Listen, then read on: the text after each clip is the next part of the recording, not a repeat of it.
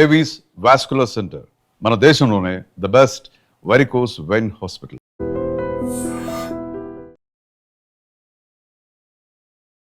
ఇప్పుడు అమెరికా ఒక ఎగ్జిట్ స్ట్రాటజీని చూస్తున్నారు. దీని నుంచి బయటికి ఎట్లా పడాలి? బర్డెన్ ఎక్కువైపోతుంది. అభిమన్యుని చక్రవ్యూహంలో పంపించినట్లు అయిపోయింది, బయటికి రావడానికి నేర్పియలేదు. This is going to be exit. ఏం ఎగ్జిట్ స్ట్రాటజీ ఉండబోతుంది? రెజీమ్ చేంజ్ జరగట్లేదు, జరుగుతుంది కానీ టైం పడుతుంది. టైం పడుతుందంటే అమెరికన్ కాంగ్రెస్ దగ్గర నుంచి అప్రూవల్ తీసుకోవాల్సి వస్తుంది. నిన్న ఆల్రెడీ ఒక రెజల్యూషన్ పాస్ చేసేసారు, ఎట్లా with great deal of difficulty for Trump pass చేశారు. That is 53 to 47 votes. కానీ ముందు ఇంకా ఒక 6 వారాల తర్వాత మళ్ళీ ఇంకో ఓటింగ్ ఉంటుంది. దాంట్లో ఏం జరుగుతుందో చెప్పలేము మనం. ప్రెసిడెంట్ ట్రంప్కి లిమిటెడ్ ఆప్షన్స్ ఉన్నాయి. మనం ఆఫ్ఘనిస్తాన్ వార్ టైంలో అమెరికాలో అప్పుడున్న president, I don't remember who it was, Bush ఎవరున్నారు ఆ టైంలో, క్లింటన్, 80% అప్రూవల్ రేటింగ్స్ ఉండే for entering Afghanistan. Entering Iraq Saddam Hussein అండర్లో ఆపరేషన్ డెజర్ట్ స్టామ్ అనుకుంటాను, that was a code name for that operation. That had 65% approval ratings. దీనికి 30% approval ratings కూడా లేదు. ఇప్పుడు లాజిక్ ఏం మాట్లాడుతున్నా అంటే, ఇజ్రాయెల్ అమెరికాని ట్రిక్ చేశారు. ఇజ్రాయెల్ గుంజుకొచ్చారు అమెరికాని, బలవంతంగా లాక్కొచ్చి యుద్ధంలో దించేశారు. ఇజ్రాయెల్ ఏమో కొడుతున్నారు ఇప్పుడు కూడా, వాళ్ళు పని చేసుకుంటున్నారు. వాళ్ళ గ్రేటర్ ఆబ్జెక్టివ్ ఏముండే, అక్కడ ఉన్న ఇరాన్లో ఉన్న ఖమెనీ రెజీమ్ని తీసేసేయాలి. అది ఇంకా జరగలేదు, కానీ ఫస్ట్ లెవెల్ కంప్లీట్గా డికాపిటేట్ చేసేసారు.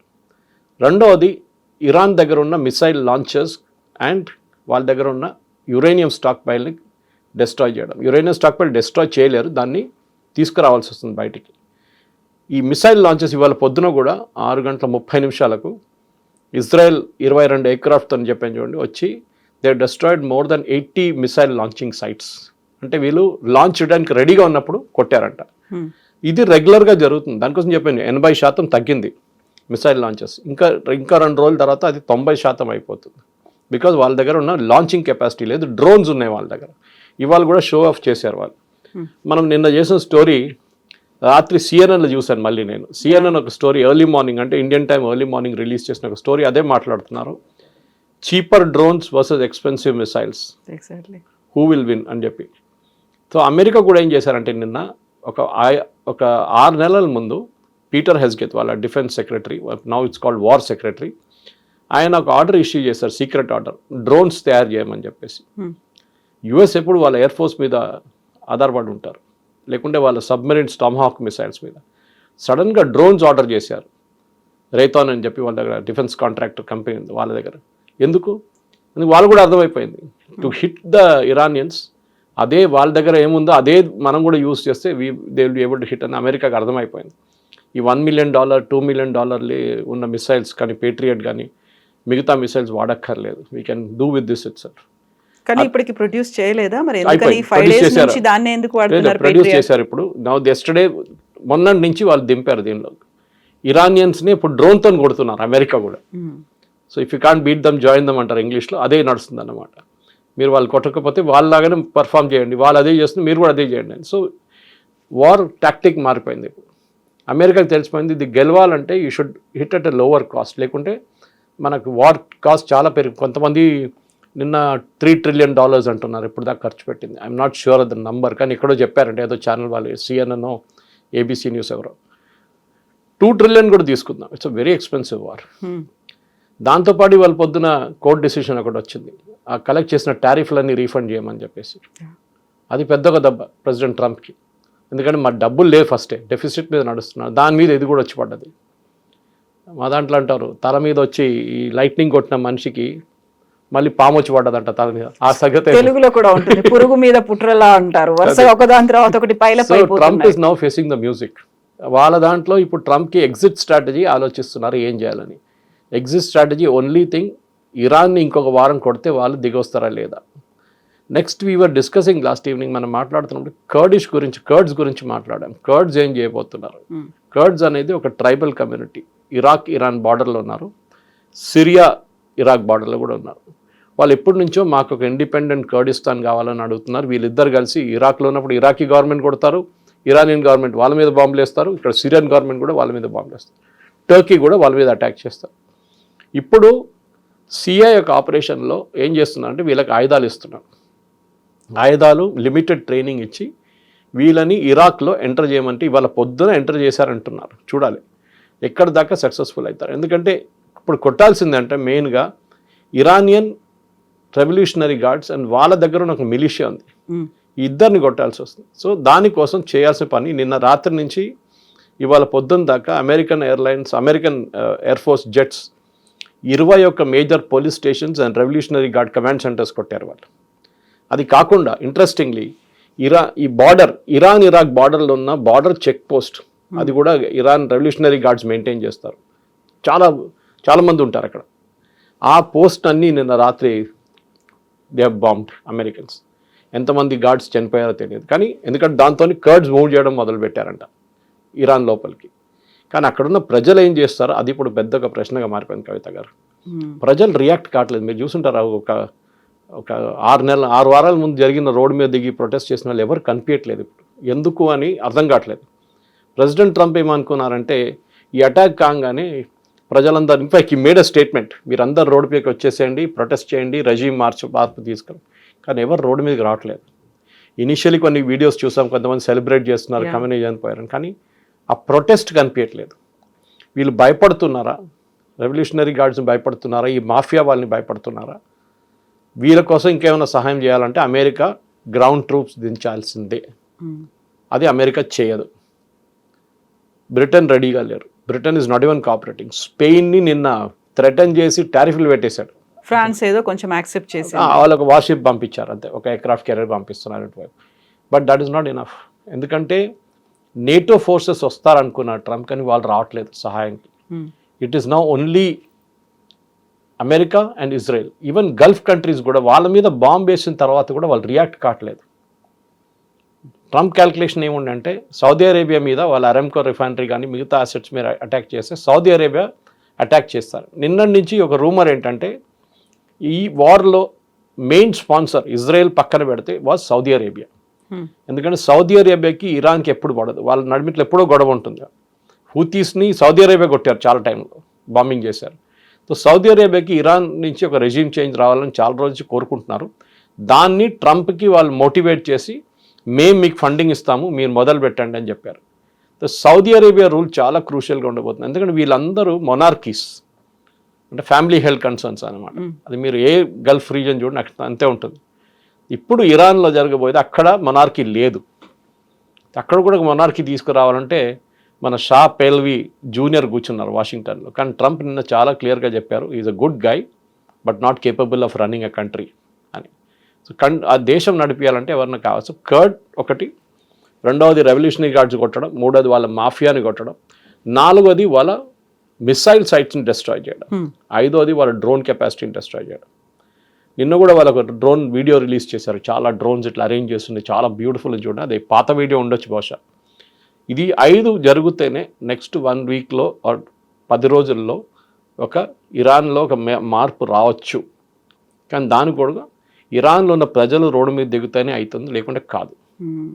That is going to be the most crucial thing అనమాట. లాంగ్ వే టు గో అన్నట్టు అక్కడ కనిపిస్తోంది. యాక్చువల్గా ఇజ్రాయెల్ అమెరికాని లాక్కొని వచ్చింది, దీని మీద వేసింది. ఆ తర్వాత ఇరాన్ చేసినటువంటి అటాక్తో గల్ఫ్ కంట్రీస్ కూడా అన్నెసెసరీ ఒక బర్డన్ని వాళ్ళు మోయాల్సి వస్తుంది. అక్కడ ఉన్న వాళ్ళకి, ప్రయాణికులకి మొత్తం అన్ని ఎక్స్పెన్సెస్ పెట్టుకుంటుంది, ఇంక్లూడింగ్ వీసా, ఫుడ్, అకామిడేషన్, ఇవన్నీ. అండ్ అదర్ కంట్రీస్కి ఏమో oil and natural gases effect పడుతుంది. ఒక ఖమేనీ వల్ల ఇంతమందికి ఆయన చంపాలి, ఆయన్ని తొలగించాలి అని ఒక ఇజ్రాయెల్ అనుకోవడం వల్ల ఇన్ని దేశాలకి, ఇన్ని కోట్ల మందికి ఇంత నష్టం జరుగుతుంది. ఇది ఎప్పుడు రియలైజ్ అవుతారా, లేకుంటే అది everything is fair in war అలాగే అనుకుంటారు? Love and war. Love. So problem ఎక్కడ వస్తుందంటే వీళ్ళు మిస్కాల్కులేషన్ 2-3 చేశారు. ఒకటి, వీళ్ళు అనుకున్నారు ఇరాన్ అమెరికన్ ఎయిర్ బేసెస్ని అటాక్ చేస్తారనుకున్నారు. అమెరికన్ నేవల్ బేసెస్, బహ్రెయిన్లో మనామాలో 5th ఫ్లీట్ ఉంది, వాళ్ళ బేస్ని అటాక్ చేస్తారు. 2 సార్లు చేశారు ఇప్పుడు దాకా. అలెద్ బేస్ ఉన్నది ఖతార్లో, which is the largest one. 8,000 మంది నుంచి 10,000 మంది ఉన్నారు అమెరికన్ సర్వీస్ మ్యాన్. దాని మీద దాడి చేశారు. Okay, still manageable. కువైత్లో ఒక బేస్ మీద దాడి చేశారు. సైప్రస్లో యూకే బేస్ని కొట్టారు, అగైన్ మేనేజబుల్. కానీ దుబాయ్ ఇంటర్నేషనల్ ఎయిర్పోర్ట్ మీద కొట్టడం, పామ్ జుమేరా మీద అటాక్ చేయడం వాజ్ అ సిగ్నిఫికెంట్ మార్క్. అక్కడే వీళ్ళకు అరబ్ కంట్రీస్ కూడా ఇప్పుడు ఒక కోపం ఉంది. అంటే మేము మునుగుతున్నాం ఎట్లయినా, మిమ్మల్ని కూడా తీసుకొని మునుగుతాం. అది అక్కడ ఉన్న రెజీమ్ పాలసీగా అనిపిస్తుంది. ఎందుకంటే వీళ్ళ గల్ఫ్ కంట్రీస్కి కవిత గారు వాళ్ళకి ఒకటే revenue source oil and gas. Qatar oil ఆపేశారు, ఎల్ఎన్జి ప్రొడక్షన్ ఆపేశారు. సౌదీ అరేబియా వాళ్ళ మేజర్ రిఫైనింగ్ ఆపేశారు, కానీ క్రూడ్ ఆయిల్ ఇప్పుడు కూడా తీసుకెళ్తున్నారు. ఇటువైపు కువైత్ కూడా అంతే. మీరు యుఏఈలో చూస్తే వాళ్ళ దగ్గర ఒక ఎమిరేట్లో 2 ఎమిరేట్స్లోనే ఆయిల్ ఉంది, మిగతా దాంట్లో ఆయిల్ లేదు. వాళ్ళకున్న టూరిజం ఒక సేఫ్ ప్లేస్గా దుబాయ్ అని ఒక ప్లేస్ అనుకున్న దానికి it is really safe actually, even now, దానికి డౌట్ లేదు. ఆ ఇమేజ్ని ఐ థింక్ ఇట్ ఇస్ చాలా పెద్ద ఒక హిట్ జరిగింది, పెద్ద ఏం చెప్తారు, ఒక నెగటివ్ ఇమేజ్ వచ్చేస్తుంది. Dubai is also not safe అని. అది ఇరాన్ స్ట్రాటజీ ఉండేది. మీరు ఏమనుకుంటున్నారు, మీ దగ్గర వచ్చి అందరూ ట్యాక్స్ ఫ్రీ ఇన్కమ్ ఉందని చెప్పి ఉంటారా? మీ దగ్గర ఎక్స్పాట్రియేట్స్ వస్తున్నారా, యూరోపియన్స్ వస్తున్నారా, అమెరికన్, వాళ్ళని కూడా మేము ఆపగలము. 75 మిలియన్ ప్యాసింజర్స్ తీసుకెళ్తే దుబాయ్ ఎయిర్పోర్ట్ని కూడా మేము కావాలంటే ఆపొచ్చు. We will destroy your economy. అది ఇరాన్ స్ట్రాటజీ. బట్ ఇరాన్ని చాలా తక్కువగా అంచనా వేసినట్టున్నారు కదా, అంత లేదు అనేటువంటి, మేము చాలా పెద్ద దేశాలు, మా దగ్గర డిఫెన్స్ ఎక్విప్మెంట్ ఉంది, టెక్నాలజీ ఉంది, మా దగ్గర డబ్బులు ఉన్నాయి, ఇవన్నీ ఒక రకంగా చూస్తే ముందు నుంచి అమెరికా అంటే ఆధిపత్యం, అమెరికా అంటే అహంకారం ఇలాంటిది ఉండేది. ఇరాన్ ఒక చిన్న దేశం, దాని మీద అటాక్ చేశారు, విరుచుకుపడ్డారు. But Iran is standing tall, అలాగే ఉందా? కరెక్ట్. ఇరాన్ చూసే ముందు మీరు వాళ్ళ ప్రాక్సీస్ని చూడండి. హూతీలు, హమాస్, హెజ్బుల్లా. హూతీలు it's not an organized army, వాళ్ళొక ర్యాక్ ట్యాగ్ ఆర్మీ అని చెప్పొచ్చు. Versus Hamas and Hezbollah regular armies. ఈ హూతీలు మీకు కవిత గారు గుర్తుంటుంది, ఆల్మోస్ట్ 3, 4, 5 ఇయర్స్ నుంచి, 5 సంవత్సరాల నుంచి వాళ్ళు ఎప్పుడు కొట్టుతున్నారు, షిప్ల మీద అటాక్ చేస్తున్నారు. ఇవాళ దాకా అమెరికా ఏం చేయలేకపోయారు దాన్ని. ఇంత పెద్ద అమెరికా, ఇంత పెద్ద ఎయిర్ ఫోర్స్, ఇంత పెద్ద నేవీ పెట్టుకొని అమెరికాని, ఒక హూతీ ఆర్మీని కంట్రోల్ చేయలేకపోతున్నారు వాళ్ళు. డైరెక్ట్గా అటాక్ చేస్తే మిగతా ఇష్యూస్ వచ్చేస్తాయి. సో వాళ్ళు ప్రాక్సీగా అటాక్ చేస్తున్నారు. హెజ్బుల్లా ఇజ్రాయెల్కి ఇచ్చేసారు, అవుట్సోర్స్డ్, మీరు కొట్టండి వాళ్ళు. ఇప్పుడు ఇవాళ గ్రౌండ్ ఫోర్సెస్ ఎంటర్ అయ్యారు, సౌత్ బైరూట్ నుంచి అందరిని వెకేట్ చేయమన్నారు ఇజ్రాయెల్. అంటే they are commencing a ground invasion. Hamas, ముగ్గురులో అందరికన్నా క్వైట్ ఇప్పుడు హమాస్ కూర్చున్నారు. హమాస్ ఏమంటే ఒక్క మిసైల్ కూడా ఫైర్ చేయలేదు వాళ్ళు. So something is wrong with Hamas. So వాళ్ళకి అర్థమైపోయింది అనుకుంటే that end game has come. అక్కడ ఇరాన్లో రెజీమ్ పడిపోతే వీళ్ళ ముగ్గురికి ఫ్యూచర్ ఉండదు. Possibly Hezbollah will still survive. Hezbollah అక్కడ ఇక్కడ ఉండిపోతుంది, కొంచెం 10%, 20% ఉండిపోతుంది. కానీ హమాస్ విల్ ఫినిష్, అక్కడ హూతీలు విల్ ఫినిష్. వాళ్ళకి వచ్చే ఆయుధాలన్నీ ఇరాన్ నుంచి వచ్చేది, మొత్తం బంద్ అయిపోతుంది. దీని నడుమిట్లో చైనా ఉన్నారు. చాలామంది అన్నారు చైనా రోల్ ఏంటి దీంట్లో అని. చైనా ఏమనుకున్నారంటే వాళ్ళ వైపు నుంచి మిడిల్ ఈస్ట్ ఎకనామిక్ కారిడార్ ఒకటి వాళ్ళు తయారు చేశారు. ఒకటి మన రూట్స్, చాలా మటుకు రూట్స్, సీ రూట్స్ కానీ ల్యాండ్ రూట్స్ కానీ వాళ్ళు ఖర్చు పెట్టి డబ్బులతో పెట్టి తయారు చేస్తున్నారు. దాంట్లో సౌత్ ఈస్ట్ ఏషియా నుంచి వస్తూ మిడిల్ ఈస్ట్ ఒక కారిడార్ తయారు చేద్దామని వాళ్ళ క్యాల్కులేషన్ ఉండే. పాకిస్తాన్ నుంచి మొదలైంది అది, పాకిస్తాన్ నుంచి ఎకనామిక్ కారిడార్. కానీ అది ఇప్పుడు మొత్తం ఆగిపోయింది. చైనా ఇప్పుడు ఏం చేస్తున్నారంటే ఇరాన్కి ఏదైనా సహాయం చేస్తున్నారంటే ఎస్, వాళ్ళు పాసిబ్లీ శాటిలైట్ ఇమేజరీ సప్లై చేస్తున్నారు. ఎందుకంటే వాళ్ళ ఎయిర్ డిఫెన్స్ ఫస్ట్ 2 డేస్లో మొత్తం డిస్ట్రాయ్ చేసేసారు కంప్లీట్గా. ఇప్పుడు అమెరికా కానీ ఇజ్రాయెల్ కానీ ఫ్రీ రన్ ఉంది, వాళ్ళ ఎయిర్ ఫోర్స్ తిరుగుతున్నారు. ఆ పరిస్థితికి ఎందుకు వచ్చారంటే చైనా మీద డిపెండ్ అయ్యారు. ఇప్పుడు చైనా హెల్ప్ చేయలేరు, అక్కడి నుంచి రష్యా కూడా హెల్ప్ చేయలేరు. Iran literally on the last legs అని చెప్పచ్చు. కానీ వియట్నాం లెసన్ నేర్చుకుంటే మీరు చాలా సంవత్సరాల దాకా పోరాడు. దానికోసం ట్రంప్ అన్నారు చూడండి, it may take days, it may take weeks or it may take months, చెప్పలేము. ఈ రెజీమ్ పడిపోవాలంటే వాళ్ళ వైపు నుంచి, దీన్ని ఐఎమ్ రిపీటింగ్ మెసేజ్, వాళ్ళ వైపు నుంచే మార్పు రావాలి.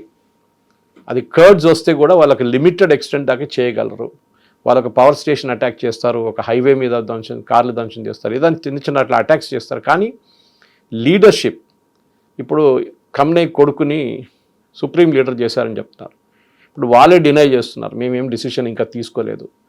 ఖమ్నే ఫ్యూనరల్ ప్లాన్ చేశారు ఇవాళ రేపటికి, అది క్యాన్సిల్ చేశారు. భయం ఏంటంటే ఫ్యూనరల్కి వచ్చిన వాళ్ళ మీద కూడా ఇజ్రాయెల్ బాంబ్ చేస్తారేమో అని. చేశారు కూడా దీనికన్నా ముందు, వాళ్ళు లెబనాన్లో చేశారు, బేరూట్లో చేశారు, లెబనాన్లో ఇట్లా same attack they carried out. ఇప్పుడున్న పరిస్థితుల్లో ఇవాళ రేపు ఎల్లుండి లోపల ఇఫ్ మిసైల్ అటాక్లు ఆగిపోతే ఇజ్రాయెల్ కొంచెం రిలాక్స్ చేస్తారు. కానీ ఇవాళ పొద్దున ఇజ్రాయెల్ మీద 6 మిసైల్తో అటాక్ చేశారు, హైపర్సోనిక్ మిసైల్స్. దాన్ని ఎక్స్ప్లెయిన్ కూడా చేశాను నేను, how it enters the atmosphere, అదంతా మార్క్ 17లో. ఇప్పుడున్న భయం ఇజ్రాయెల్కి అదొకటే. ఆ మిసైల్స్ని ఆపడానికి ఇప్పుడు నంబర్ ఆఫ్ మిసైల్స్ తగ్గింది కవిత గారు. లాజిక్ ఏంటంటే మీరు 25 మిసైల్స్ ఒకటేసారి పంపిస్తే మీకు ఐరన్ డోమ్ని దాన్ని ట్యాకిల్ చేయడానికో, లేకుంటే డేవిడ్ స్లింగ్ దాన్ని ట్యాకిల్ చేయడానికో, లేకుంటే యారో ట్యాకిల్ చేయడానికో టైం పడుతుంది, ఆ కెపాసిటీ తగ్గిపోతుంది. ఇవాళ పొద్దున 6 వచ్చినాయి. దట్ మీన్స్ వాళ్ళ దగ్గర ఉన్న ఐదర్ మిసైల్ తగ్గిపోయింది, లేకుంటే వాళ్ళు కేర్ఫుల్గా కొడుతున్నారు, రేషన్ చేసి కొడుతున్నారు. వాళ్ళు ఎక్కువ రోజు ఏ రోజు వాళ్ళ దగ్గర మిసైల్ కెపాసిటీ ఆగిపోతుందో ఆ రోజు ఇజ్రాయెల్ మళ్ళీ మొదలు పెడతారు. అమెరికా ఏమో డ్రోన్లు వెంటబడి ఉన్నారు. ఇప్పుడు వీళ్ళిద్దరు కలిసి వాళ్ళ complete missile and drone capacity reduce చేస్తే దాని తర్వాత ఇరాన్ మీద వాళ్ళ వాటర్ రిసోర్సెస్ మీద కొడతారు, నీళ్లు. అది నెక్స్ట్.